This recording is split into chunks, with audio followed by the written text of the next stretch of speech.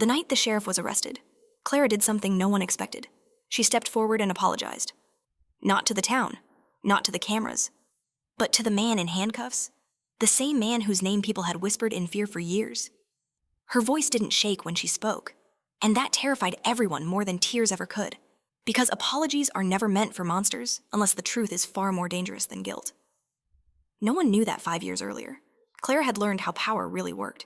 It didn't shout, it waited, it smiled, and it always remembered who stayed silent. As the police car pulled away, a man in a black coat watched from the shadows, his expression unreadable. He didn't look surprised. He looked finished, like someone closing a long, brutal chapter. That was the moment the town misunderstood everything. This wasn't the end of a crime story. It was the beginning of a debt coming due. Clara Mitchell had always believed that some memories were buried deep enough to stay dead. She was wrong. Morning crept slowly into the dusty Fork diner, staining the cracked windows with pale desert light. The smell of burnt coffee and old grease hung in the air, familiar and suffocating. Clara moved between tables with practiced efficiency, her smile soft, her eyes lowered just enough to avoid trouble. She had learned that lesson long ago. Survival, in places like this, depended on knowing when not to look. She stopped at the usual table near the window. Sheriff Mark Gill sat there as always, wide shoulders filling the booth, badge gleaming like a warning.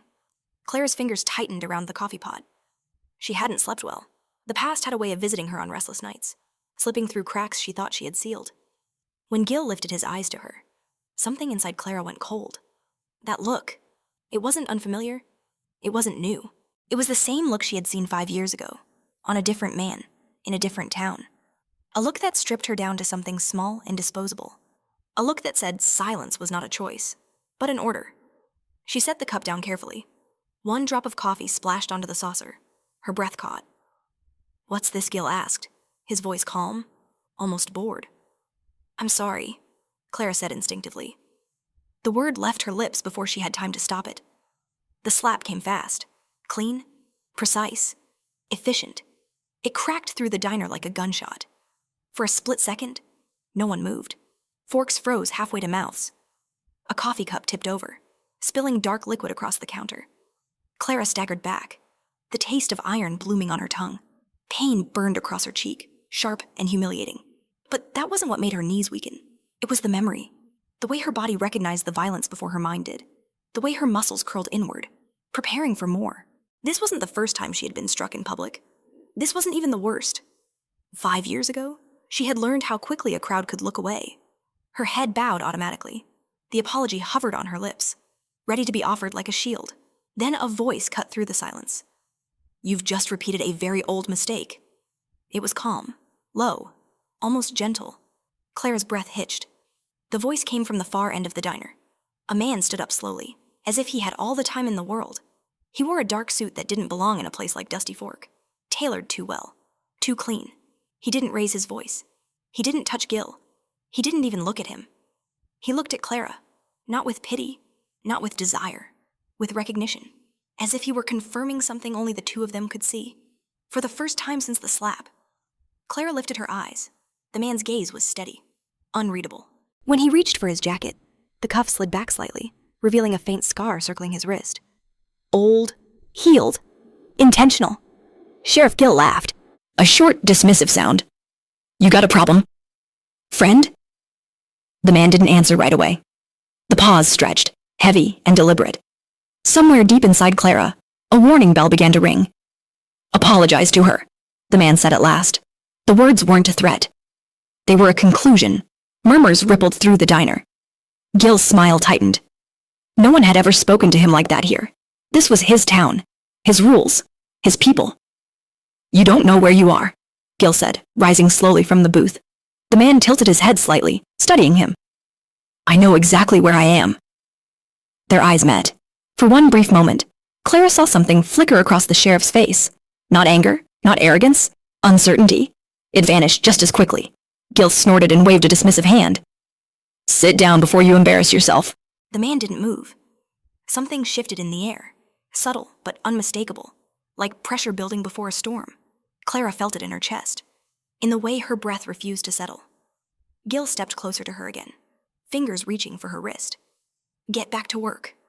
Before his hand could close around her, The man spoke again. "Touch her," he said quietly. "And this town will remember today for the rest of its life." Silence crashed down. No one breathed. Gil froze. His hand hovered inches from Clara's skin. He searched the man's face for hesitation, for bluff, for fear. He found none. Slowly, deliberately, Gil withdrew his hand. A collective exhale rippled through the diner. Gil straightened, forcing a grin that didn't reach his eyes. "You're not worth the trouble," he muttered, already turning away. But the damage was done. For the first time, someone had made him back down. Not behind closed doors, not with favors or deals. In public, Gil threw a last glance over his shoulder, his eyes locking onto the man in the suit. It wasn't anger that burned there now. It was promise. As Gil stormed out, the diner came back to life in fragments, clinking dishes, hushed whispers, nervous laughter. No one met Clara's gaze. They never did. The man approached her slowly, up close. He smelled faintly of smoke and something sharper, metallic, power, perhaps, or danger. "Are you hurt?" he asked. Clara shook her head, though her cheek still burned. "I'm fine." He studied her for a long moment, as if weighing something unseen. "No," he said softly. "You're not." She swallowed. "You shouldn't have done that." A corner of his mouth lifted, not a smile, something darker. He shouldn't have done that. Their eyes held. The world narrowed to the space between them. Clara didn't know his name. She didn't know where he came from or why he cared. But she knew one thing with absolute clarity. This man was not here by accident. Outside, Rayan MSAS stepped into the sunlight and paused. The desert air was dry, unforgiving, carrying the smell of dust and rusted metal. This town had the quiet of a place that had learned to bury its sins deep. He had seen many like it before, small, forgotten corners of the world where power festered because no one dared challenge it. What surprised him was not the violence, but how efficiently it had been normalized. He had not planned to intervene. That, in itself, unsettled him. Rayan was not a man who acted on impulse. Every decision in his life had been measured, calculated, paid for in advance. His stop in this town was meant to be temporary, a forced pause due to a closed route and an inconvenient delay. He had intended to pass through unnoticed, like a shadow slipping between borders. Then he had seen Clara. Not her face, not at first. It was the way she moved, contained, careful, as if the space around her were already hostile. A posture learned through repetition. A body that remembered pain before it arrived. Rayan recognized it instantly. Because once, long ago, his own body had learned the same language. He walked toward his car, but his thoughts stayed behind in the diner. In Gil's eyes, he had seen the confidence of a man protected by more than a badge. That kind of confidence did not grow in isolation. It required accomplices. Silence. A system willing to look away. Rayan made a call. "Run a background on Sheriff Mark Gil," he said, his voice low. "Start with finances, then associates." There was a pause on the other end. "This town?" Dmitri asked. Amused? "Yes," Rayan replied. "This town." He ended the call and drove slowly through the main street. Everything here was too quiet, too orderly in its decay. Closed storefronts, faded signs, people who averted their gaze as his car passed. A place like this did not need criminals imported from outside. It had learned how to rot from within. Back at the diner, Clara finished her shift in silence. Pete avoided her eyes, guilt clinging to him like sweat. Jolene squeezed her arm once, quick and apologetic, before disappearing into the kitchen. No one spoke of what had happened. They never did. By the time Clara stepped outside, the sun had begun its slow descent, casting long shadows across the parking lot. She told herself she was relieved the man was gone. She lied. That evening, Rayan returned, not to the diner. He stood across the street, watching through the window. Clara moved more slowly now, fatigue weighing down her shoulders. There was no sheriff in sight, but the tension had not left her body. Fear did not vanish simply because its source stepped away. It lingered, learned, patient. Rayan felt something tighten in his chest, an unfamiliar sensation, dangerous. He did not approach her again. Instead, he observed. He listened. Over the next 2 days, he learned the town's rhythms, its unspoken rules. He learned that complaints against Gil had a habit of disappearing, that the mayor played golf with him every Sunday, that the local prosecutor owed him favors no one spoke about openly. He learned how deeply silence was woven into daily life. and he learned that Clara lived alone in a rented room above a closed bookstore. On the third night, Gil made his move. Clara was locking up the diner when she felt that prickle at the back of her neck, the instinct that had saved her once and failed her before. She turned just as a patrol car rolled slowly past, then stopped. Gil stepped out, his expression unreadable. Walking home alone, he asked mildly. Clara's heart began to race. I'm done for the day, I know. His smile was thin. That man? You know who he is. She shook her head. You should be careful, Gil said softly.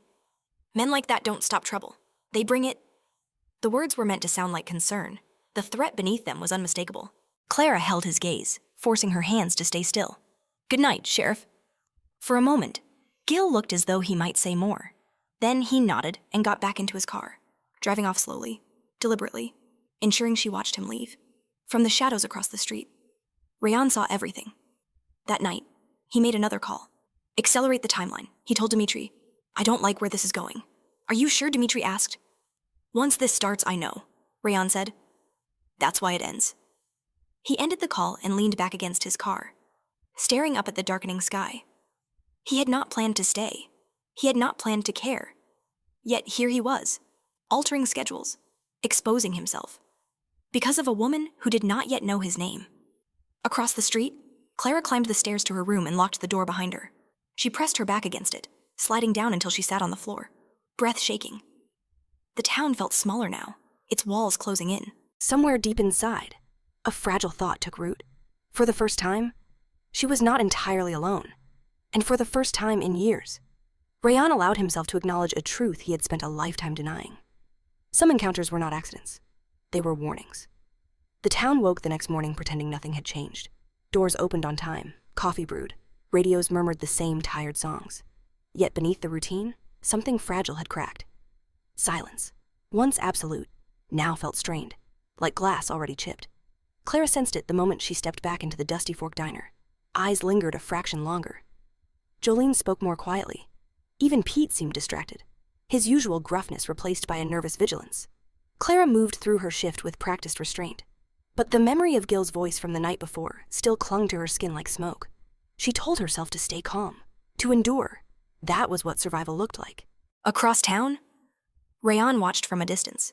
He had learned enough to know that Gil would not let the challenge pass unanswered. Men like the sheriff did not forgive public humiliation. They corrected it. Rayan's instincts, sharpened by years of violence and consequence, told him the next move would not be loud. It would be calculated. It came just before noon. Gil entered the diner alone, his badge catching the light. Conversations faltered.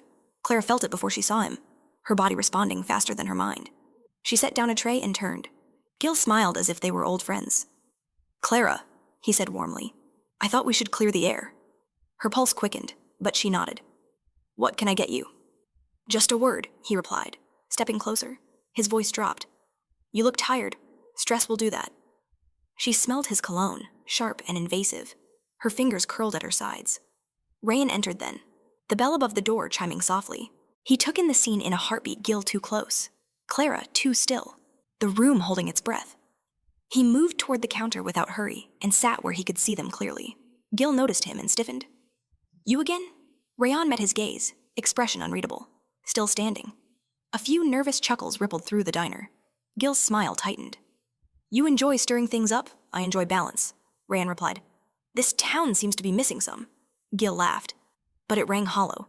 He reached out and took Clara's wrist, not roughly, but firmly enough to assert control. We're having a private conversation. The room froze. Rayan stood. Let her go, he said. It wasn't louder than before. It didn't need to be. Gil's grip tightened reflexively. Clara's breath caught, the past threatening to swallow her whole. For a terrifying second, she thought she might shatter right there, in front of everyone. Then Gil felt it the shift again. That pressure. Rayan was close now, close enough for Gil to see something in his eyes that had nothing to do with bravado. You don't get to tell me what to do, Gil said. Rayan leaned in slightly. I'm not telling you. I'm warning you. Silence stretched thin. Slowly, deliberately. Gil released Clara's wrist.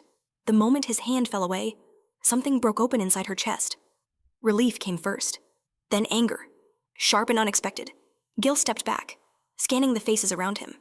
No one met his eyes. Not this time. This isn't over, he said quietly. To Rayan, To Clara. To the room itself. No. Rayan agreed. It isn't. Gil turned and left, the door slamming behind him. The bell rang wildly, as if protesting the violence it had just witnessed. Clara swayed. Rayan caught her arm, steadying her. His touch was light, respectful. Nothing like Gil's. She looked up at him, her eyes dark with emotion she could no longer hide. You shouldn't be here, she said softly. Neither should he. Rayan replied. Their eyes held. The world around them resumed slowly, cautiously. Pete cleared his throat and retreated to the kitchen. Jolene busied herself with dishes she had already cleaned. Rayan released Clara's arm. I don't mean to make this harder for you. You already have, she said, then surprised herself by adding, but not in the way you think. He studied her, something unreadable flickering across his face. You don't know me. I know enough, Clara said. You're dangerous. A faint smile touched his lips. So are you. The words lingered between them, heavy with meaning. That afternoon, Clara couldn't shake the feeling that she had crossed an invisible line. Standing up for herself, even indirectly, had consequences. She felt exposed, seen. Part of her wanted to retreat, to disappear into the safety of silence again. Another part, newly awakened, refused. Rayan spent the evening preparing. Calls were made, messages encrypted. Pieces moved quietly into place. Gil had underestimated him, mistaking restraint for weakness. That mistake would cost him. As night fell, Clara locked her door and sat on her bed, staring at the wall. Her wrist still ached where Gil had held her. She pressed her fingers there, grounding herself. A knock came at her door. Her heart leapt into her throat. She stood slowly, listening. The knock came again, measured, calm. Clara, a familiar voice called. It's me. She opened the door a crack. Rayan stood in the hallway, hands visible, posture careful. I wanted to check on you. I'm fine, she said automatically. He nodded, accepting the lie without comment. If anything happens, he said. You come to me first. You don't even know me, Clara replied. Rayan met her gaze. I know enough to know you won't stay quiet forever. The words settled deep inside her, unsettling and strangely reassuring. As he turned to leave, Clara watched him walk away, her heart pounding. She didn't know what tomorrow would bring. She didn't know how far Gil was willing to go, but she knew this. Silence had cracked, and once broken, it could never fully return. By the fourth day, the town no longer felt merely afraid. It felt cornered. Clara sensed it in the way conversations died when she entered a room, in the way strangers studied her with a mix of curiosity and caution. Standing up, whether by choice or by circumstance, had marked her. The silence that once protected the town now weighed on it like a held breath that could not be released. Rayan knew what was coming long before it arrived.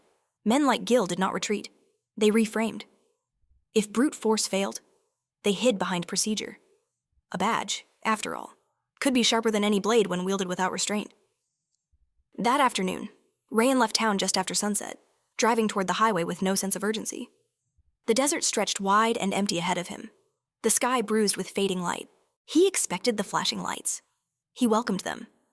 They appeared 10 minutes later. The patrol car pulled him over on a long, deserted stretch of road. 2 officers approached, hands resting casually near their holsters. Gil emerged last, his expression composed, almost pleased. Evening, Gil said. Mind stepping out of the vehicle, Rayan complied without resistance. He knew better than to give them the satisfaction. You're a long way from home, Gil continued, circling him slowly. We ran your plates. Things don't quite add up. Rayan met his gaze calmly. They rarely do when you decide they shouldn't. Gil smiled thinly. Careful, you're not in a position to be clever. The cuffs came out. Cold metal snapped around Rayan's wrists, deliberate and tight. The charges were read quickly, vaguely disturbing the peace, resisting authority, failure to comply. Familiar words, used countless times to justify injustice. As they pushed him into the patrol car, Rayan caught a glimpse of the desert reflected in the side mirror. Wide, silent, unforgiving. At the station, the process unfolded with mechanical precision. Fingerprints, photographs, a holding cell that smelled of bleach and old fear. Gil watched it all with satisfaction, convinced he had finally reasserted control. What he didn't see was Rayan's stillness. Inside the cell, Rayan made a single phone call. It started, he said quietly. On the other end, Dimitri exhaled. Then we move. Rayan leaned back against the cold wall and closed his eyes. He had known this was the price. He had paid higher ones before. This time, however, The cost carried a different weight. Across town. Clara felt the shift before the news reached her. The air in the diner grew tense, whispers spreading like a virus. Jolene pulled her aside, her face pale. They took him. She whispered. The sheriff, last night. Clara's stomach dropped. The room seemed to tilt. She gripped the counter, forcing herself to breathe. Guilt rose sharply. Unwelcome and heavy. She had known this might happen. She had felt it. This was her fault. She finished her shift in a haze and walked home under a sky thick with stars. Every shadow felt alive.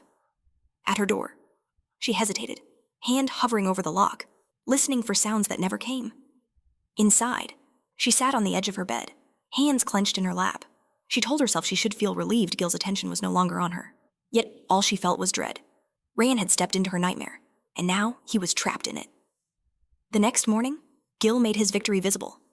He returned to the diner, loud and confident, recounting the arrest with exaggerated ease.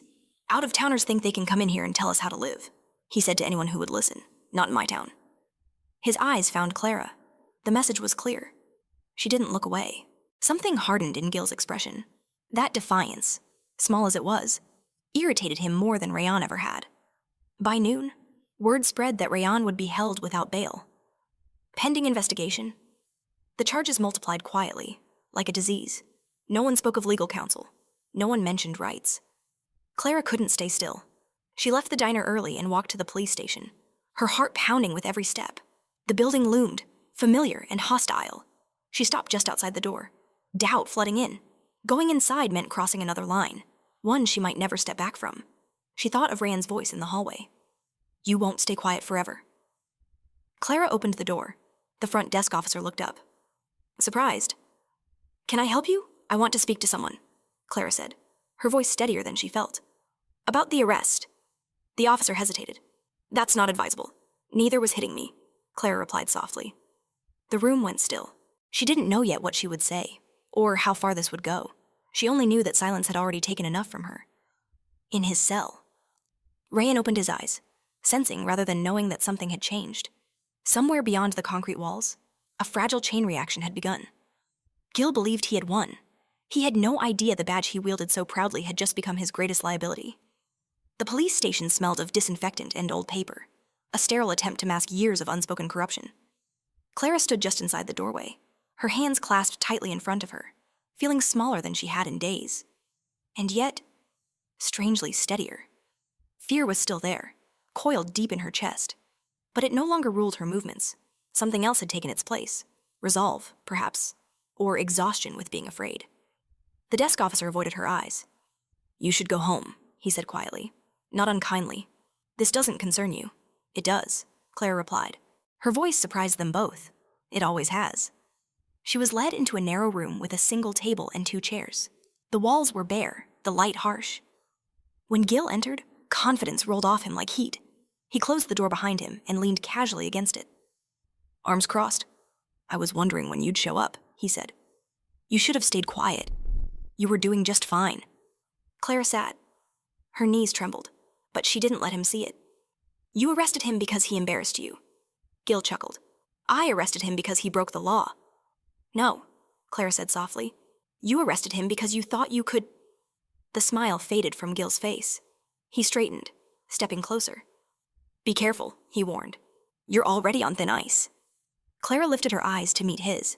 For the first time, she saw not power, but desperation carefully dressed as authority. You don't scare me anymore. The room went very still. Gil's jaw tightened. You think that man cares about you? He'll leave. They always do. The words struck closer than Clara expected. She felt them land, heavy and sharp, but she didn't flinch. Maybe, she said, but you're the one who stays. She stood, pushing back her chair. I want to file a statement. Gil stared at her, disbelief flickering across his features. About what? About the diner. About what you did. About everything. For a moment, Clara thought he might grab her again. Instead, he laughed a brittle sound. You have no proof. I have my voice, she replied. Outside the room, the desk officer watched with unease. He had seen many people come through these doors, broken and compliant. He had never seen someone walk out looking lighter, even knowing the cost. Clara left the station an hour later, her statement recorded, her hands still shaking. She didn't know what would come of it. She only knew that once spoken, the truth refused to be swallowed again. Word spread faster than she expected. By evening, Jolene knocked on her door, eyes red. "I told them," she whispered, "about the night he cornered me in the storage room." Rye followed the next morning, silent and pale, but determined. "I saw him hit you. He said—" I should have said something before. Each confession was a crack in the wall Gil had built so carefully. Small cracks, but enough to let light through. In the holding cell, Rayan listened as the news reached him piece by piece. Dimitri's voice came through the phone, low and controlled. She spoke. "Others are following." Rayan closed his eyes. He felt something unfamiliar tighten in his chest. Pride, fear, a sharp, unwelcome tenderness. She didn't have to. He murmured, "No," Dimitri agreed, but she did. That night, Gil paced his office, anger bleeding into panic. Calls went unanswered. Files he thought buried resurfaced. The confidence that had once shielded him now felt thin, brittle. He drove past Clara's building twice, slowing each time. The lights were on in her window. He imagined her inside, calm, defiant. The thought unsettled him more than any investigation. Clara sat on her bed, replaying the day in fragments. Gil's eyes, Jolene's tears, her own voice, steady despite everything. She pressed her hands to her chest, grounding herself. A knock sounded at her door. Her heart jumped. But when she opened it, she found Rayan standing there, guarded and still, his expression unreadable.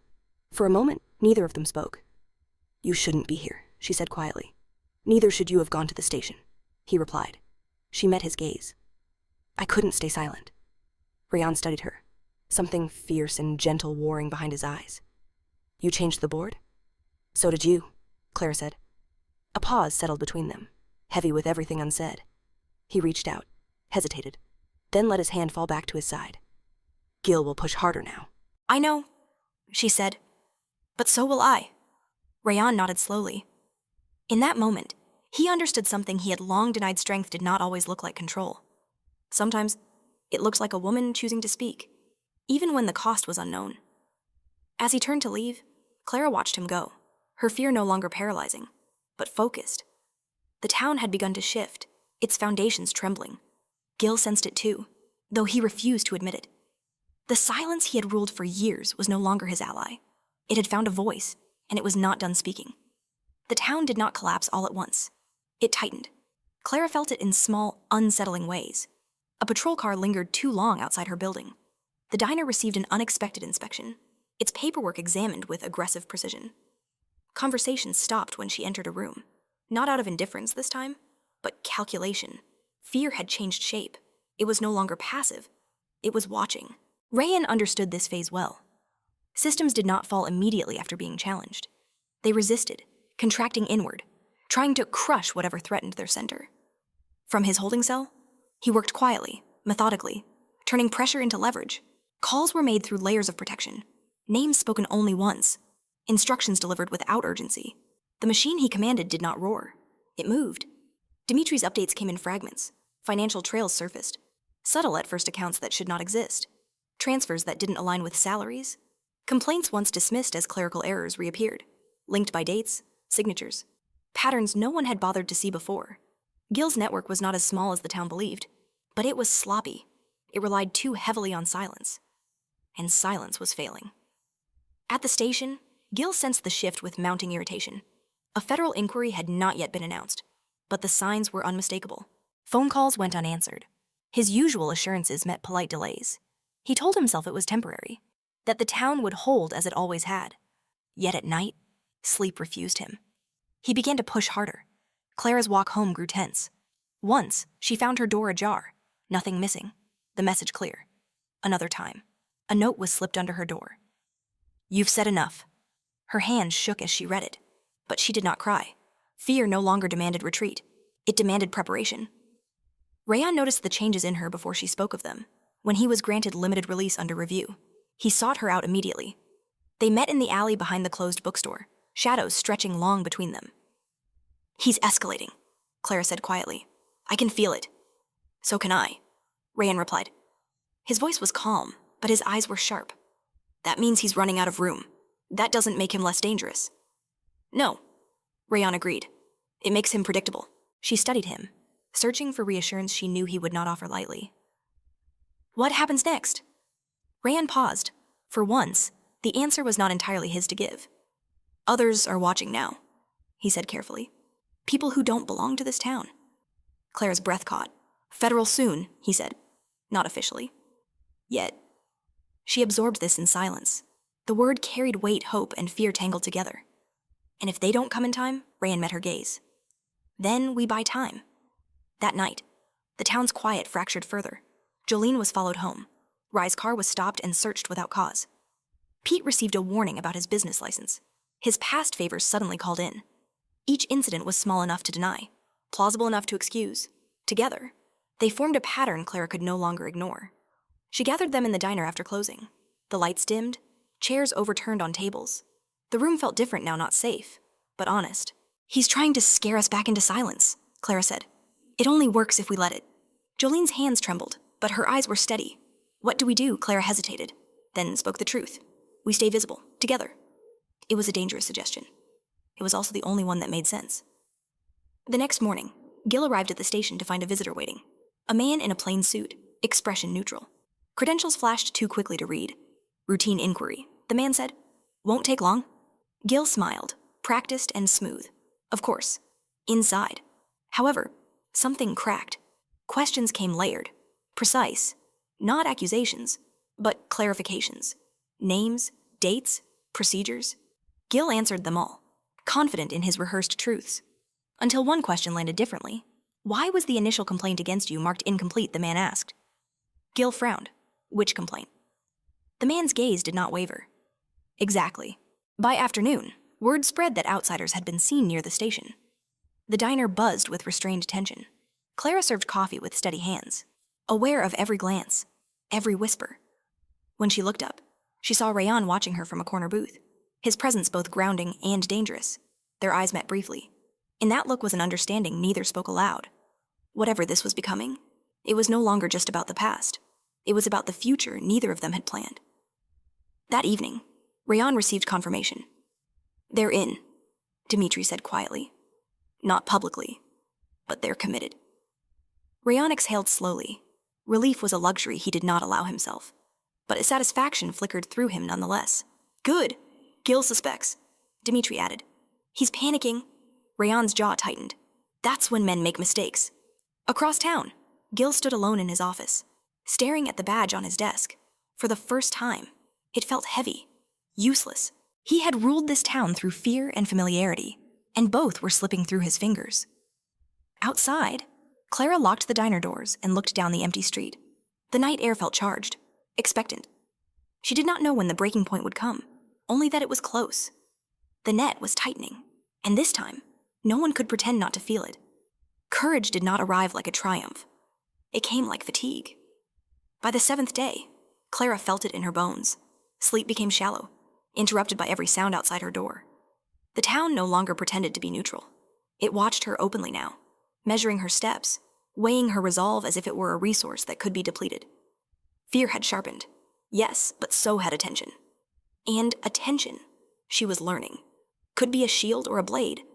The price came due that morning. Pete met her at the diner door, eyes red, hands unsteady. They came by, he said quietly. Health department, fire safety, permits. He forced a smile that didn't hold. Said we're closed until further notice. Clara absorbed the words without speaking. She looked around the diner, the cracked vinyl booths, the counter worn smooth by years of elbows and silence. This place had fed her when nothing else would. It had also watched her bleed without flinching. Both truths lived here. Pete, she said gently. I'm sorry. He shook his head. Don't be. I should have done this a long time ago. Outside, a patrol car idled across the street. The message was obvious. Pressure, applied precisely.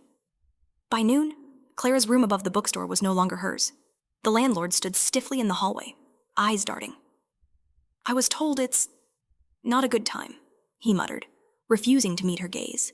Her belongings were boxed quickly, carelessly. She carried them down the stairs one by one, feeling the weight of each step. Rayan watched from his car, jaw tight. He had anticipated escalation, but seeing the cost laid at her feet cut deeper than he expected. He stepped out as she reached the sidewalk. Stay with me, he said simply. Clara looked at him, startled. That would make things worse, only in the short term. Rayan replied, and only if you let it. She hesitated. Independence had been her last defense for years. Accepting help felt like surrender. Yet exhaustion whispered a different truth. I don't want to run, she said. I know, he said. You won't. She nodded once and followed him. The house on the edge of town was modest, unremarkable. That was the point. Inside, it was quiet in a way the diner never had been. Clara set her boxes down and stood still, letting the silence settle without fear. For the first time in days, her breath slowed. Across town, Gil felt control slipping faster than he could contain it. The federal presence was no longer a rumor. Faces he didn't recognize appeared at meetings. Files he thought sealed resurfaced with annotations he hadn't authorized. Worse, people were talking to each other, to strangers, to the wrong ears. Jolene's testimony was formalized. Rye corroborated it. Pete pushed past his breaking point, submitted records he had once hidden. Each statement landed like a blow, not individually fatal, but cumulatively devastating. Gil drove, restless, circling streets he had once ruled with ease. He passed the diner dark, shuddered, and felt something like panic claw at his chest. He pulled over and sat there, hands gripping the wheel, trying to remember when fear had last belonged to someone else. That night, Clara stood in the kitchen of Rayan's house, staring out the window. I lost everything today, she said quietly. Rayan joined her, close but not touching. You lost what could be taken, he said. Not what matters. She turned to him. You don't know that. I do, he replied. Because he tried to take mine once. He failed. Their eyes met. In that moment, the distance between them narrowed not in urgency, but in understanding. He reached out, stopping just short of her hand, giving her the choice. She took it. The contact was brief, grounding. No promises, no declarations, just presence. The next morning brought escalation. Clara returned to the diner with Jolene and Rye. Standing outside the locked doors as patrol cars gathered, cameras appeared local reporters, drawn by whispers of federal interest. The town watched as Clara spoke calmly, clearly, recounting events without embellishment. Her voice did not shake. Rayan watched from a distance, every instinct tuned to threat. This was the most dangerous moment yet. Visibility cut both ways. Gil arrived late, face pale, smile strained. He tried to reclaim the narrative, but it slipped through his fingers. Questions came faster than answers. The crowd pressed closer, for the first time. He looked small. When he met Clara's gaze, something like hatred flashed there, raw, unguarded. She did not look away. By evening, Rayan received word warrants were being prepared. Not enough yet, but close. Too close for Gil. That night, Gil made a mistake. He went to Rayan's house. The sound of tires on gravel woke Clara. Rayan was already moving, quiet and alert. He guided her to the back room, voice low. Stay here. She shook her head. I'm done hiding. They met the threat together. Gil stood outside, breathing hard, badge gleaming uselessly under the porch light. This ends tonight, he said. Rayan's voice was calm. It already has. Sirens sounded in the distance, not local, different rhythm. Gil turned, panic breaking through. He backed away. Too fast, too late. As the lights crested the hill, Clara felt the weight of the moment settle. Not relief, not victory, acceptance, courage. She understood now. Was not about surviving the blow. It was about choosing to stand where the blow could no longer silence you. And tonight, the town would finally have to listen. Dawn arrived without ceremony, pale light creeping over the town as if uncertain it was welcome. The air felt different charged, stripped of its usual complacency. For years, morning had meant routine. Today, it meant reckoning. Clara stood on the porch of Rayan's house, wrapped in a thin jacket, watching unmarked cars gather at the edge of the street. Their engines idled softly, disciplined, patient. These were not local patrols. They moved with purpose, with coordination that did not rely on familiarity or fear. She felt her chest tighten, not with panic, but with the weight of finality.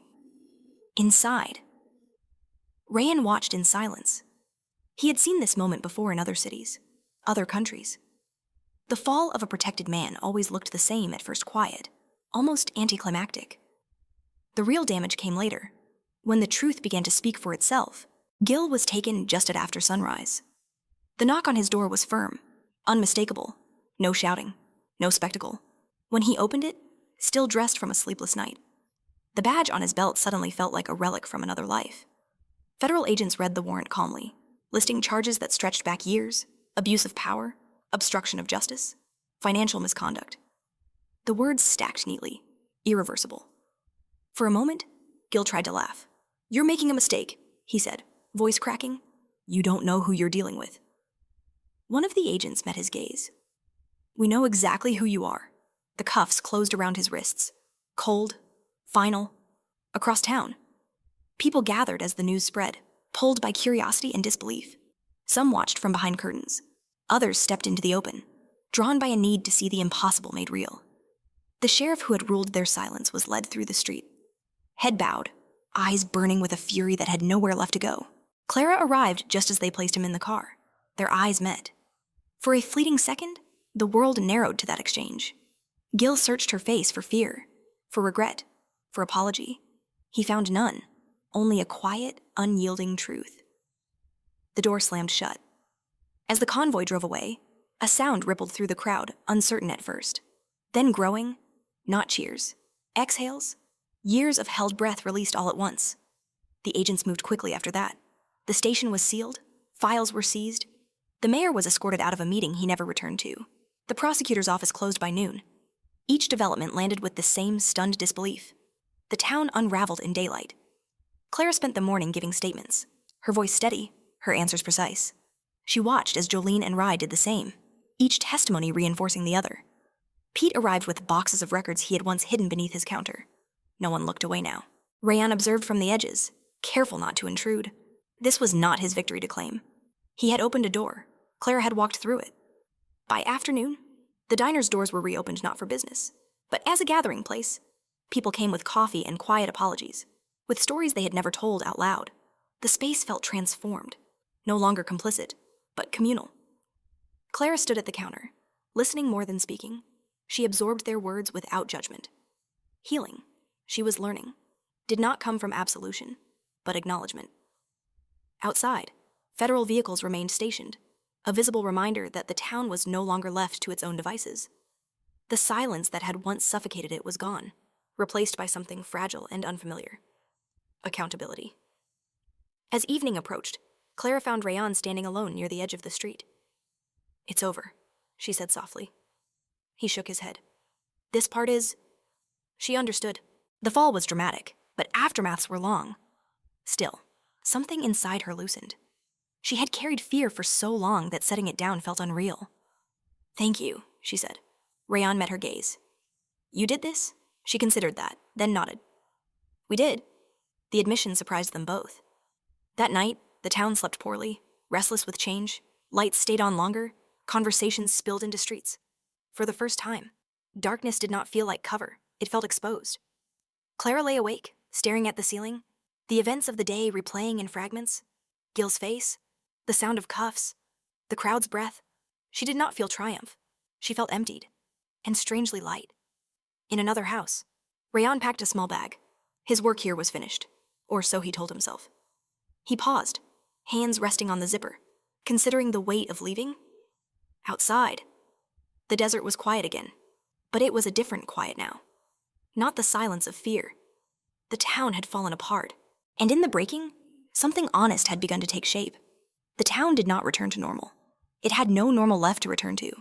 In the days following the arrests, time seemed to move unevenly, stretching and compressing without warning. Federal vehicles remained parked along the streets like quiet sentinels, their presence both reassuring and unsettling. Doors once closed too tightly now stood ajar. Conversations happened in daylight, unguarded, clumsy with honesty. The silence that had ruled for so long was gone, but what replaced it was fragile, still learning how to exist. Clara felt the aftermath most keenly in the small hours of the morning. When the noise faded and the town slept, memories rose without invitation. Fear did not vanish just because its source was removed. It lingered, echoing in the body, demanding to be acknowledged. She learned to sit with it instead of fighting it, to let it pass through rather than dictate her steps. The diner reopened a week later. It wasn't the same. It never would be. The walls had been repainted, lighter, as if the space itself needed to breathe.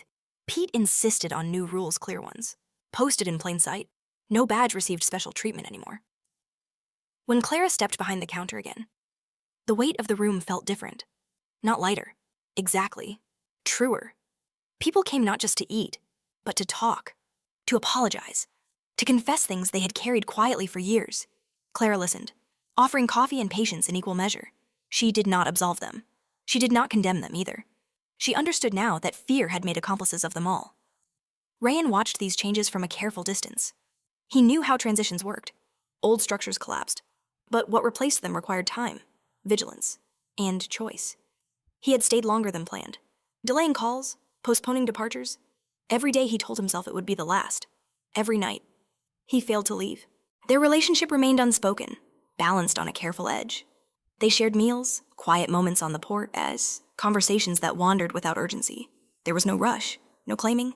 What bound them was not passion, but recognition. They had seen each other at the breaking point, and neither had looked away. One evening, as the sun dipped low and painted the sky in bruised shades of gold and violet, Clara found Rayan packing his bag again. This time, she didn't pretend not to notice. "You're leaving," she said. He nodded. Soon, she leaned against the doorframe, studying him. "Because it's over." "Because it isn't," he replied. Not for me. She understood. His world did not pause simply because this one had changed. He carried obligations, histories that could not be erased by one town's redemption. "And what about you?" he asked quietly. Clara thought of the diner, the town, the tentative hope taking root in cracked soil. She thought of herself, standing straighter than she ever had before. "I'm staying," she said, "at least for now." Rayan accepted this without disappointment. He had never expected her to follow him into a life built on shadows. What unsettled him was the realization that, for the first time, he wanted something that did not belong to that world. The night before his planned departure, trouble returned not loudly, but insistently. A group gathered outside the station, angry and uncertain, clinging to the remnants of the old order. Voices rose, sharp with fear disguised as outrage. Change, Clara realized, was never welcomed by everyone. Some losses felt personal, even when they were necessary. Rayan positioned himself nearby, watchful. He did not intervene unless needed. Clara stepped forward instead. "This town survived by staying quiet," she said, her voice carrying without strain. "It nearly destroyed us. We don't have to agree on everything, but we don't get to pretend nothing happened." The crowd shifted. No one shouted back. The anger deflated slowly, leaving behind exhaustion and something like shame. Rayan watched her in that moment and felt a truth settle deep within him. She no longer needed protection. She never truly had. What she needed and what she had chosen was agency. Later that night, they sat together in the quiet house, the desert stretching endlessly beyond the windows. "I don't regret this," Clara said suddenly. "Even knowing what it cost." Rayan turned to her. "Neither do I." The admission surprised him with its simplicity. She met his gaze, searching for something he didn't try to hide. "If you leave," she said carefully, "I won't ask you to come back." He smiled faintly. "I wouldn't expect you to." They sat in silence, comfortable and heavy with unspoken possibilities. The future was uncertain, but it was no longer frightening. Outside, the town settled into a new rhythm, imperfect and awake. The storm had passed, leaving damage and clarity in equal measure. Clara knew happiness was not a destination waiting at the end of pain. It was something built, slowly, from choice and courage. And as Rayan looked at her, he understood that some endings were not goodbyes. They were beginnings, waiting for the right moment to be claimed. Spring arrived without ceremony. It slipped into the town quietly, softening the sharp edges left behind by winter and by everything else that had come before. The desert bloomed in stubborn patches, color pushing through dust as if daring the world to deny it. For the first time in years, the air carried something lighter than memory. Clara noticed it in the way people walked. Heads lifted, shoulders loosened, laughter returned in fragments, tentative but real. The town was not healed, not entirely, but it was moving. That was enough. She had learned to measure happiness differently. It was not the absence of fear, but the refusal to let fear dictate her days. It was opening the diner each morning, sunlight spilling across freshly scrubbed tables. It was the sound of the bell above the door, chiming not as a warning, but as a welcome. Rayan left 2 weeks after the night of the gathering. There were no dramatic farewells, no promises shaped like lies. They stood by his car in the early morning, the sky pale and wide above them. "This isn't goodbye," he said. "No," Clara agreed. "It isn't." They embraced, not tightly, but honestly. When he drove away, she did not feel abandoned. She felt anchored. Time did what it always did. It moved forward, Indifferent to longing, but generous to patience. Letters came first, then phone calls. Not daily, not demanded. They spoke of small things, of towns he passed through, of cases that blurred together. She told him about the diner's new regulars, about Pete's stubborn insistence on optimism, about the way the town council meetings now lasted longer because people actually argued. Months passed. One evening, as Clara closed the diner and locked the door, she noticed a familiar car parked across the street. For a moment, she thought her mind was playing tricks on her, pulling ghosts from memory. Then the driver stepped out. Rayan looked the same and different all at once, less guarded, more present. She did not run to him. She walked, steady and sure. "You came back," she said. "I told you I would," he replied. They stood there. The space between them filled not with uncertainty, but with understanding. Neither of them was the person they had been when they first met. That was the point. Rayan stayed, at first, temporarily, then less so. He found a rhythm that did not demand secrecy. He helped where he could, spoke little about his past, but did not hide it either. People noticed him, questioned him, accepted him. The town had learned that truth did not arrive cleanly. It came attached to scars. Their relationship unfolded without spectacle. Mornings shared over coffee before the diner opened. Evenings spent walking under skies too large for regret. They argued sometimes, honestly, without fear of collapse. Love, Clara realized, did not require silence to survive. One night, months later, a storm rolled in unexpectedly.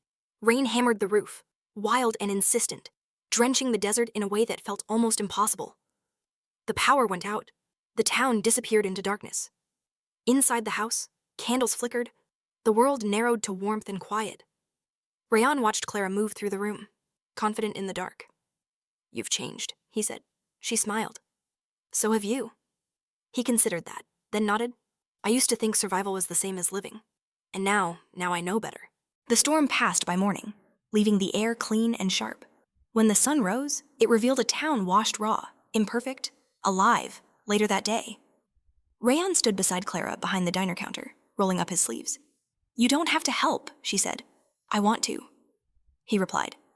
She believed him. Weeks turned into plans. Plans turned into commitments, spoken not loudly, but firmly. There was no grand declaration, no single moment that defined their happiness. It grew instead from accumulation, from shared choices, from staying. On a quiet afternoon, Clara found herself standing outside the diner, watching Rayan laugh with a customer. The sound startled her with its ease. Something settled in her chest, deep and certain. This was it, she realized. Not perfection, not safety guaranteed forever, but something honest, chosen every day. That evening, as the sun dipped low and painted the town in amber light, Rayan reached for her hand. "Whatever comes next," he said. "We face it together." Clara intertwined her fingers with his. "We already are." The town breathed around them, no longer holding its breath. Somewhere between what had been broken and what had been rebuilt. They found a place to stand, not untouched by the past, but no longer ruled by it. The light did not erase the shadows. It stayed anyway.